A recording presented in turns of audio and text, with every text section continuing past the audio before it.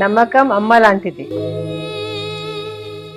మా మీద మీ నమ్మకం మిమ్మల్ని తప్పకుండా అమ్మని చేస్తుంది.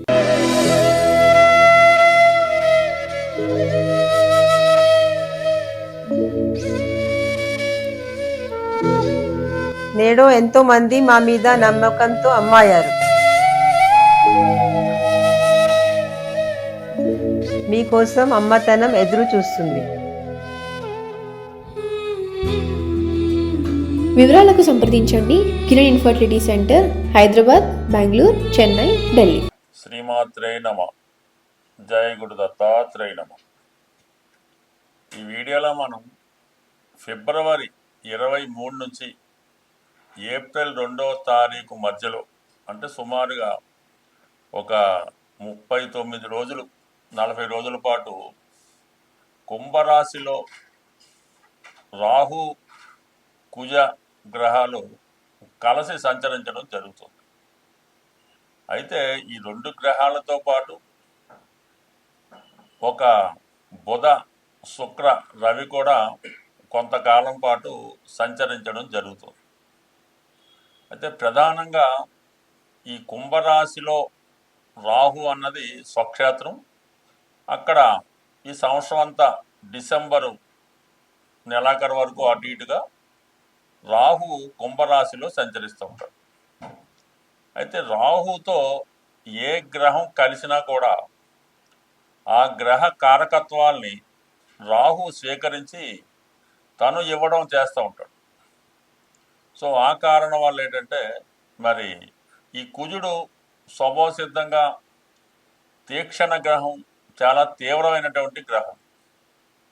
అటువంటి కుజుడు మరి రాహుతో కలిసి ఉండడం వల్ల ఈ రాబోయే 40 రోజుల్లో కుజుని యొక్క కారకత్వాలు చాలా వరకు ఇబ్బంది పడడం జరుగుతూ ఉంటుంది. అంటే కుజుడు సంబంధించిన వాటి వరకు ఏంటంటే సాధారణంగా వివాహ జీవితంలో ఉన్నటువంటి సమస్యలు, స్త్రీలకి భర్త యొక్క నడవడిక, భర్త యొక్క ఆరోగ్యం, యోగక్షేమాలు, అలాగే మిగతా వారికి ప్రమాదకరమైనటువంటి ప్రమాదాలు, అలాగే అన్నదమ్ములతో ఆస్తి సంబంధించినటువంటి విభేదాలు, అలాగే ప్రభుత్వ ఉద్యోగులకి ముఖ్యంగా ఈ పోలీస్ డిపార్ట్మెంటు, ఇన్కమ్ ట్యాక్స్, అంటే ఎవరైతే ఉత్సాహంగా అవుట్డోర్ వర్క్ చేస్తుంటారో యూనిఫామ్ వేసుకొని, వాళ్ళందరికీ కూడా కొంతవరకు ఈ అపకీర్తి, ఇబ్బందులు రావడం, ఉద్యోగపరమైన సమస్యలు రావడం జరుగుతుంటుంది. కొన్ని సందర్భాల్లో న్యాయ వ్యవస్థ మీద, లా అండ్ ఆర్డర్ మీద ఇబ్బంది కలుగుతూ ఉంటుంది. వాటి మీద తిరుగుబాటు చేయడం, ప్రభుత్వ విధానాలకి వ్యతిరేకంగా ప్రవర్తించడం, అలాగే సాధారణంగా వ్యక్తుల్లో నీతి నశిస్తూ ఉంటుంది, అవినీతి పరంగా వెళ్తూ ఉంటుంది. ఎవరైతే సన్మార్గంలో వెళ్తున్నారో వాళ్ళు ఇబ్బంది పడుతుంటారు. అలాగే దుర్మార్గంగా, అలాగే దారుణంగా రౌడీజం చేస్తూ, ఇతరుల ఆస్తి దోచుకుంటూ, ఇతరులకు ఇబ్బంది కలుగుతున్న వాళ్ళకి ఈ సమయంలో వాళ్ళకు అనుకూలంగా కొన్ని గ్రహాలు, ఈ రాహుగ్రహం పనిచేయడం జరుగుతూ ఉంటుంది. బట్ ఏదైనా రాహుతో ఏ గ్రహం కలిసినా ఆ గ్రహానికి సంబంధించినటువంటి కారకత్వాలు ఇబ్బంది పడడం జరుగుతూ ఉంటుంది. అలాగే ఒకరి జన్మజాతకం అనుకుందాం ఉదాహరణకి, ఈ రాహుతో కుజుడు కలిశాడు అంటే స్త్రీల యొక్క జాతకం అయితే భర్త గారికి ఇబ్బంది కలగడం కానీ, నష్టం కలగడం కానీ, వ్యసనాలు పాలవడం కానీ జరుగుతూ ఉంటుంది. అదే శుక్రుడు రాహుతో కలిస్తే మగవారి జాతకంలో భార్యకి అనారోగ్యం కానీ, ధన నష్టం కానీ జరుగుతూ ఉంటుంది. అలాగే జాతకుడు నైతికంగా వ్యభిచార యోగం చేయడం, ఇతరుల మీద వ్యామోహం పెంచుకోవడం, ఈ విధంగా జరుగుతుంటుంది. బుధుడు రాహుతో కలిసినప్పుడు మరి జాతకుడు అన్యాయ మార్గంలో ధనం సంపాదించే ప్రయత్నం చేస్తుంటాడు. అలాగే బ్లాక్ మార్కెట్ చేయడం, డాక్యుమెంట్స్ తారుమారు చేయడం, ఫేక్ డాక్యుమెంట్లతో రుణాలు స్వీకరించడం, ఈ విధంగా ప్రజల్ని మాయ చేస్తూ ధనార్జన చేయడం జరుగుతూ ఉంటుంది. ఇక రవి కలిసినప్పుడు కొంతవరకు వ్యక్తిగతంగా ఆరోగ్యం దెబ్బతింటూ ఉంటుంది, మంచి నేమ్ అండ్ ఫేమ్కి దెబ్బ తగులుతూ ఉంటుంది. అందువల్లనే ఈ గ్రహణం ఏర్పడినప్పుడు ఏ రాశిలో గ్రహణం ఏర్పడితే ఆ రాశికి పరిహారం చేయడం జరుగుతూ ఉంటుంది. ఈ విధంగా రాహు తన ప్రభావాన్ని ప్రతి గ్రహం మీద చూపడం జరుగుతూ ఉంటుంది. ప్రస్తుతం ప్రధానంగా ఈ కుజుడికి రాహుకి ఇప్పుడు ఏర్పడినటువంటి సంయోగం ఇంచుమించుగా మనకి ఏప్రిల్ 2వ తారీఖు వరకు ఉంటుంది. కాబట్టి అప్పటి వరకు ఏ రాశి వారు ఎటువంటి జాగ్రత్తలు తీసుకోవాలి, వారికి వచ్చినటువంటి సమస్యల్ని ఏ విధంగా సాల్వ్ చేసుకోవాలి అన్నది మనం ఈ వీడియోలో పరిశీలించే ప్రయత్నం చేద్దాం.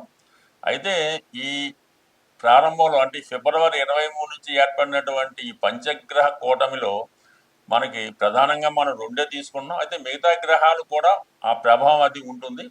అయితే మిగతా గ్రహాల మీద రాహు యొక్క ప్రభావం ఉంటుంది తప్ప రాహు మీద ఈ గ్రహాలు ఏమి చేయలేవు. రాహు తన పని తాను చేసుకెళ్ళిపోతుంటాడు. అయితే ప్రధానంగా ఏమైందంటే గురువు యొక్క దృష్టి, మిథున రాశిలో ఉన్నటువంటి గురువు యొక్క దృష్టి ఈ కుంభరాశి మీద పడటం వల్ల ఏంటంటే చాలా వరకు వీటి యొక్క తీవ్రత తగ్గుతూ ఉంటుంది. చాలా వరకు మరీ ప్రమాదం రాకుండా చిన్న చిన్న సమస్యలతో పరిష్కారం అవడం జరుగుతూ ఉంటుంది. అయితే ఇది అందరికీ జరుగుతుందంటే కంపల్సరీగా కాదు. ఎవరైతే ఈ ఇబ్బందులు వచ్చినప్పుడు భగవంతుని యొక్క పూజా కార్యక్రమాలు కానీ పరిహారాలు కానీ లేదు భగవంతుణ్ణి గట్టిగా నమ్ముతారో వారు మాత్రం ఖచ్చితంగా ఈ సమస్యల నుంచి బయటపడడం జరుగుతూ ఉంటుంది. బట్ ఏదైనప్పటికి కూడా ఈ కుజుడు రాహు యొక్క కలయిక కొంతవరకు దేశ గోచారం మీద ప్రభావం చూపుతుంటుంది. పెద్ద పెద్ద ప్రమాదాలు, యాక్సిడెంట్లు జరుగుతుంటాయి. ప్రభుత్వాలకు కూడా ఇబ్బంది కలిగే అవకాశం ఉంటుంది. స్వస్తి. శ్రీమాత్రై నమః. జై గురు దత్తాత్రేయ నమః. మకర రాశి వారికి ధనస్థానంలో అంటే కుంభరాశిలో ఏర్పడినటువంటి కుజ రాహుల కలయిక ఏ విధంగా ప్రభావం చూపుతుంది అని పరిశీలించే ప్రయత్నంలో మరి ఏదైనా ఒక స్థానంలో 2 మిత్రగ్రహాలు కలిసినప్పుడు ఆ మంచి ఫలితాన్ని అనేక రెట్లు పెంచడం జరుగుతూ ఉంటుంది. అదే 2 పాపగ్రహాలు ఒక భావంలో కలిసినప్పుడు ఆ భావ ఫలితాన్ని అనేక రెట్లుగా నష్టపెట్టడం జరుగుతూ ఉంటుంది. మరి ప్రధానంగా మకర రాశి వారికి ఈ రాహు చాలా కాలంగా అంటే సుమారు ఒక 4-5 నెలలుగా 6 నెలలుగా అక్కడే ఉండడం జరిగింది. దానివల్ల చాలా వరకు కొన్ని చిన్న చిన్న కుటుంబ సమస్యలు, మనస్పర్ధలు, ఆర్థిక ఇబ్బందులు ఉండడం జరుగుతుంది. అది జాతకుడు తట్టుకునే స్థాయిలోనే ఉంటుంది. దానివల్ల పెద్ద ఇబ్బంది అయితే ఉండదు. ఎప్పుడైతే రాహు అక్కడ చేరడం కంప్లీట్గా ఇప్పుడు ఉన్నటువంటి సమస్య విపరీతమైనటువంటి టెన్షన్కి గురవుతూ ఉంటుంది. ఇక్కడ ఇప్పటిదాకా ఉన్నటువంటి ఫైనాన్స్ సిస్టమ్ కంప్లీట్గా మారిపోవడం జరుగుతుంటుంది. ఇప్పటిదాకా ఏదో ఒక వ్యవహారానికి నెలకి ఏదో లంసంగా ఒక 50% కట్న పే చేస్తాడు అనుకుంటాం. అది ఒకేసారి 200% అయ్యే అవకాశం ఉంది. కుటుంబంలో పిల్లల్ని చదివించడానికి కూడా అంటే ఇబ్బంది కలుగుతూ ఉంటుంది. అంటే గతంలో ఏదో పెద్ద స్థాయిగా ఎక్కువ ఫీజుతో జాయిన్ చేసి ఉంటారు. ఇప్పుడు ఆ ఫీజు కట్టడానికి ఇబ్బంది అవుతూ ఉంటుంది. వారు పరీక్షలు రాస్తారా రాయనన్నటువంటి సందిగ్ధ ఏర్పడుతూ ఉంటారు. ఈ కారణంలో పిల్లలు పెద్దవాళ్ళ మీద మనసులో నష్టాన్ని, బాధని పెట్టుకుంటూ ఉంటారు. మనసులో చెప్పలేని బాధ వాళ్ళు అనిపిస్తూ ఉంటారు. అంటే దీనివల్ల మీరు కన్నా మీ కుటుంబ సభ్యులు, మీ పిల్లలు, మీ భార్య ఎక్కువగా స్ట్రగుల్ పడడం జరుగుతూ ఉంటుంది. పైపెచ్చు మీ కుటుంబ విషయాలు ఇతరులు మీ కుటుంబ విషయాల్లో చర్చించుకోవడం, మీ కుటుంబం గురించి ఇతరులు చర్చించుకోవడం, ఈ విధంగా కొద్దిగా మిమ్మల్ని అవమానపరిచే విధంగా, ఇబ్బంది పడే విధంగా ఇతరులు మాట్లాడడం జరుగుతూ ఉంటుంది. అయితే ఈ సమయంలో సడన్గా మీకు ఆర్థిక పరంగా ఏదైనా ఒక స్థిరాస్తి అమ్మడం వల్ల కానీ, ఆస్తి పంపకాల వల్ల మీకు రావాల్సినటువంటి భాగం రావడం కానీ, మొత్తం మీద ఒక ధన రూపంలో ఎక్కువ ధనం ఒకేసారి మీకు రావడం జరుగుతుంది. మీ కుటుంబం ఆస్తి అనుకుంటాం. దాని వలన కూడా మీరు ఆ ధనాన్ని ఏదో ఒక విషయానికి, ఏదో పిల్లల పెళ్ళికో, పిల్లల చదువుకో, దేనికో ఇల్లు కొనడానికో పెట్టుకుంటారు. గట్టిగానే అనూహ్యంగా మీ కుటుంబ సభ్యులు, మీ అల్లుళ్ళో, పిల్లలో, మగపిల్లలో, ఆడపిల్లలో వాళ్ళకి ఈ డబ్బు అవసరం అని ఏదో విధంగా మీ నుంచి ఆ ధనం తీసుకునే విధంగా మిమ్మల్ని ఒత్తిడి చేయడం కానీ, వారి మీద ఒత్తిడి పెట్టడం కానీ, లేదంటే ఈ ఆర్థిక సమస్యలు ఈ ధనం పంచుకునే విషయంలో కుటుంబం విడిపోయే విధంగా కుటుంబం నుంచి బయటికి వెళ్ళిపోవడం కానీ, మొత్తం మీద కుటుంబ సభ్యుల మధ్య తీవ్రమైనటువంటి విభేదాలు సమస్యలు వస్తుంటాయి. ముఖ్యంగా కుటుంబంలో స్త్రీల మధ్య ఎక్కువ విభేదాలు కలుగుతుంటాయి. ఎందుకంటే అక్కడ మిగతా గ్రహాలు కూడా ప్రస్తుతం బుధుడు శుక్రుడు కూడా అక్కడే ఉండడం వల్ల ఈ స్త్రీలు మగపిల్లలంతా ఇబ్బంది పడుతుంటారు. ఈలోగా మీ కుటుంబ పెద్దలు కలగ చేసుకున్న, మీ స్నేహితులు కలగ చేసుకున్న వాళ్ళు కూడా ఈ సమస్యను పెద్దగా చర్చించలేకపోతుంటారు, సాల్వ్ చేయలేకపోతుంటారు. అంటే వాళ్ళు కూడా ఈ విషయంలో ఏం చేయలేకపోతుంటారు. ఎందుకంటే ఇప్పుడు రవి మీకు అక్కడ అష్టమాధిపతిగా కుటుంబ స్థానంలో రావడం వల్ల మీ తండ్రి గారు కానీ, ఏదైనా గవర్నమెంట్ అధికారులు కానీ ఎవరు వచ్చినా సరే అక్కడ రాహు ఉండడం వలన వాళ్ళు చెప్పినటువంటి ప్రశ్నలకి, వాళ్ళు చేస్తున్నటువంటి సమస్యలకి ఎంత పెద్ద మనిషి కూడా మీ కుటుంబ సమస్యల్ని సాల్వ్ చేయలేక ఇబ్బంది పడుతూ ఉంటారు. ఈ సమయంలో మీరు చేయవలసిందల్లా చాలా ఓర్పుతో, సహనంతో వ్యవహరించడం, ఎవరిని కూడా దూషించకుండా అందరి తరపు మీరే ఉన్నట్టు అందరి సమస్యలను అర్థం చేసుకొని కొంతకాలం పాటు వెయిట్ చేస్తే ఈ సమస్యలన్నీ నెమ్మదిగా సాల్వ్ అయిపోవడం జరుగుతూ ఉంటుంది. అందువల్ల ప్రధానంగా మీరు ఏమాత్రం టెంప్ట్ అవ్వకుండా, ఎవరిని ఇబ్బంది పెట్టకుండా, ఎవరిని దూషించకుండా, ఎవరిని బయటికి వెళ్ళిపోమని బెదిరించకుండా కంప్లీట్గా మీరు ఏప్రిల్ నెల మొదటి వారం వరకు ఓర్పు వహించండి. ఒకటి అన్ని సమస్యలు సాల్వ్ అయి చివరికి మీరు అనుకున్నదే అక్కడ జరుగుతుంది. స్వస్తి. శ్రీమాత్రే నమః. ఏదైనా జాతకంలో నడుస్తున్నటువంటి దశలు అంతర్దశలే ప్రధానం. గోచార రీత్యా అష్టమ శని వచ్చినా, ఏలినాటి శని వచ్చినా, రాహు ప్రభావం ఉన్నా జాతకుడు తన చర్యల ద్వారా, తన నడవడిక ద్వారా, ప్రవర్తన ద్వారా కంప్లీట్గా గోచారంలో వచ్చే నష్టాలని, ఇబ్బందుల్ని తొలగించుకోవచ్చు.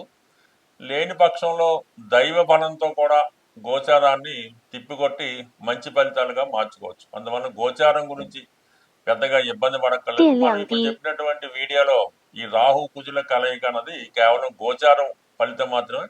ఇది కేవలం ఒక 43 రోజులు 45 రోజులు ఉంటుంది.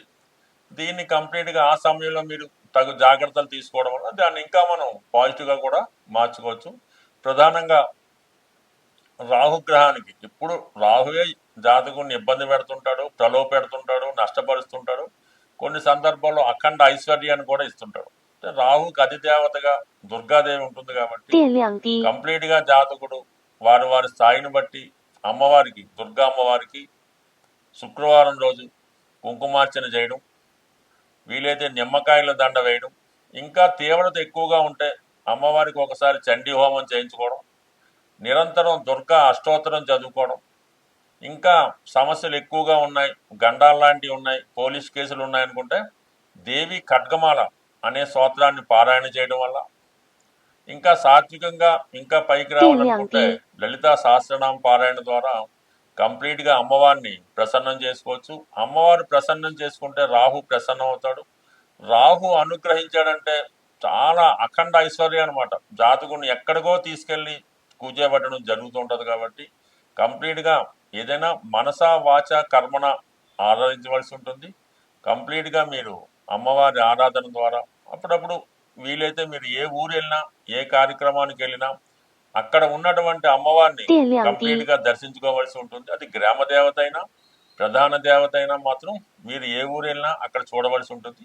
ప్రధానంగా మీరు ఎక్కడైతే జన్మించారో ఆ ప్రాంతంలో ఉన్నటువంటి గ్రామ దేవతని కంప్లీట్గా పూజ చేసుకోవాల్సింది. అంటే అమ్మవారు అన్ని రూపాల్లో ఉంటుంది కాబట్టి ప్రధానంగా గ్రామ దేవత ఇంపార్టెంట్.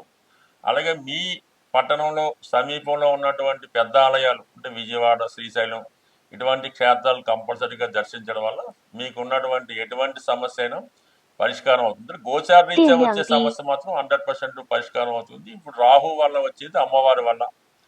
ఇక కుజుడు వల్ల వచ్చే సమస్య అన్నది ఆంజనేయ స్వామి ద్వారా, సుబ్రహ్మణ్య స్వామి ద్వారా, అంటే సంతాన సంబంధించిన విషయాలు, వివాహానికి సంబంధించిన విషయాలు, సుబ్రహ్మణ్య స్వామి వారి ఆరాధన వల్ల, అంటే మంగళవారం సుబ్రహ్మణ్య స్వామి వారికి చెరుకు రసం, తేనె, పానకం లాంటి వాటిలో అభిషేకం చేయడం వల్ల సుబ్రహ్మణ్య స్వామి ప్రసన్నుడు అవడం జరుగుతూ ఉంటుంది. అలాగే అన్నదమ్ముల వల్ల ప్రాబ్లమ్స్, రుణ సమస్యలు, అలాగే వివాహం సరిగ్గా జరగడం లేదు, ఉద్యోగం లేదు, ఉద్యోగం పోయింది అంటే ఎటువంటి సర్వ కార్యక్రమాల కన్నా ఆంజనేయ స్వామి వారిని పూజించడం వల్ల రాహు తొందరగా యాక్టివేట్ అవ్వడం జరుగుతుంటుంది. అందువలన ఆంజనేయ స్వామిని మీరు ప్రసన్నం చేసుకోవాలంటే ఆర్థిక పరమైన, వివాహపరమైన, కుటుంబ సమస్యలతో ఉన్నవాళ్ళు మంగళవారం రోజు ఆంజనేయ స్వామి వారిని సింధూరంతో అభిషేకం చేసిన తర్వాత తమలపాకులతో అర్చన చేసి స్వామికి వడమాల నైవేద్యంగా పెట్టడం వల్ల, అంటే వడమాల వేయటం, వడపప్పు నైవేద్యంగా పెట్టడం వల్ల ఇది సాల్వ్ అవుతుంది. ఉద్యోగపరమైనటువంటి సమస్యలకు మాత్రం కంప్లీట్గా శనివారం రోజు స్వామికి సింధూరంతో అభిషేకం చేసి దాని తర్వాత తమలపాకులతో అర్చన చేసి దాని తర్వాత స్వామికి పులిహార నైవేద్యం పెట్టడం వల్ల కానీ, గారెలు నైవేద్యంగా పెట్టడం వల్ల కంప్లీట్గా మీ యొక్క సమస్య అన్నది పరిష్కారం అవుతుంది. ఇది కొంతవరకు సాధారణ వ్యక్తులు చేసుకునే సమస్యలు. ఇంకా మనం చేసుకోగలమంటే మాత్రం మరి రామాయణంలో ఉన్నటువంటి సుందరకాండ పారాయణ చేయడం ద్వారా కుజుడి యొక్క సమస్య కంప్లీట్గా సాల్వ్ అవుతుంది. బట్ ఏదైనా ఇప్పుడు కుజ రాహుల గురించి మనం మాట్లాడుకున్నాం కాబట్టి అటు అమ్మవారికి, అటు ఆంజనేయ స్వామి వారికి, మరి సుబ్రహ్మణ్య స్వామి వారికి, అలాగే రాహుకి రెమెడీ చేయనప్పుడు కేతువు కూడా చేయవలసి ఉంటుంది కాబట్టి ఆంజనేయ స్వామి వారికి ఇవి నిరంతరం రోజు చేసుకునేవే. అయితే పర్టికులర్గా కొంత ఎక్స్ట్రాగా చేయడం వల్ల ఏంటంటే ఆ గ్రహాలు ప్రత్యేకంగా అవి అందడం వల్ల ఆ గ్రహాలు పరిహారం అయి మనకి మంచి ఎనర్జీని ఇవ్వడం జరుగుతూ ఉంటుంది. స్వస్తి.